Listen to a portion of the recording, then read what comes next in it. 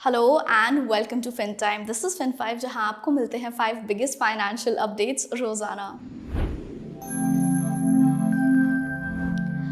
Multi bagger stocks वो stocks होते हैं जो लगाई गई इनिशियल इन्वेस्टमेंट पे 100% से भी ज़्यादा का रिटर्न देते हैं। वैसे तो मार्केट में काफ़ी ऐसे स्टॉक्स होते हैं जो मल्टी बैगर बन सकते हैं, लेकिन ऑब्वियसली इन्हें पहचानना इतना भी आसान नहीं होता।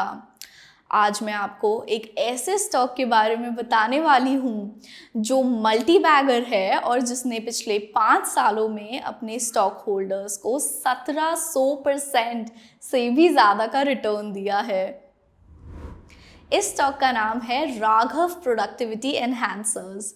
2 अगस्त 2016 में इस स्क्रिप का प्राइस था 42.5 रुपीज़ और आज इसका क्लोजिंग प्राइस रहा 782 रुपीज़। इसका मतलब ये है कि इस स्टॉक में जिसने 5 साल पहले 1 लाख रुपए का इन्वेस्टमेंट किया होगा, आज उसकी वैल्यू 18.35 लाख हो गई होगी। जबकि इन 5 सालों में सेंसेक्स में सिर्फ 100% की ही बढ़त दिखाई दी है। जहां एक तरफ बढ़ते हुए क्वार्टर ऑन क्वार्टर प्रॉफिट्स की वजह से इस शेयर की डिमांड इन्वेस्टर्स के बीच में बढ़ती नजर आ रही है, वहीं दूसरी तरफ राघव प्रोडक्टिविटी एनहांसर्स ने ये भी अनाउंस किया कि राकेश झुनझुनवाला उनकी कंपनी के 6 lakh unsecured compulsory convertible debentures यानी CCDs खरीदेंगे at a value of 30.9 crore. ये जयपुर बेस्ड फर्म एक स्टोन सप्लायर के रूप में ऑपरेट करती है, रैमिंग मास मिनरल ऑफर करती है। ये कंपनी फेरो अलॉयज, रैमिंग मास, सिलिका रैमिंग मिक्सेस और पिग आयरन मैन्युफैक्चर और एक्सपोर्ट करती है। सेबी ने अनाउंस किया कि 1 जनवरी से स्टॉक एक्सचेंज T+2 की जगह T+1 सेटलमेंट साइकिल ऑफर कर सकते हैं।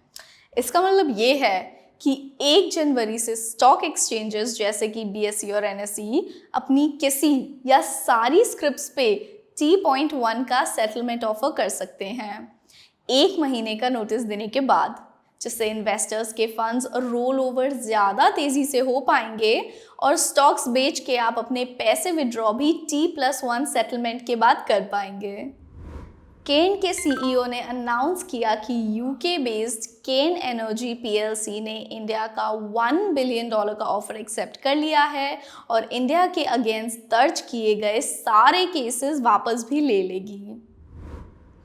8 सितंबर को स्केड्यूल्ड कैबिनेट मीटिंग में दबाव में आए हुए इंडिया के टेलीकॉम सेक्टर के लिए कुछ रिलीफ दी जाने की उम्मीद है। इसके चलते पिछले कुछ दिनों में एयरटेल, वोडाफोन और रिलायंस के शेयर्स में तेजी देखने को मिली है। एल साल्वाडोर में बिटकॉइन लीगल करेंसी बनने के बाद $53,000 तक रैली करता दिखाई तो दिया था, लेकिन पिछले कुछ दिनों में सारी क्रिप्टो करेंसीज के मार्केट में गिराव आया। कल बिटकॉइन न्यूयॉर्क में 1 घंटे में 50,000 से 43,050 तक गिर गया था और बाकी क्रिप्टो करेंसीज में भी 10 to 25% की गिरावट दिखाई दी थी। अमेरिकन कंपनी पेपैल ने अनाउंस किया कि वो जापानीज बाय नाउ पे लेटर प्रोवाइडर पेडी को $2.7 बिलियन में एक्वायर करेगा और इसका ज़्यादातर हिस्सा कैश में पे होगा। आज लगातार बाजार में दूसरे दिन मंदी दिखाई दी, with Sensex falling 29 points and closing at 58,250 and Nifty falling 8 points and closing at 17,353. That's it for today's video, guys. I hope you enjoyed it. Don't forget to like, share, comment, and subscribe to FinTime. Thank you.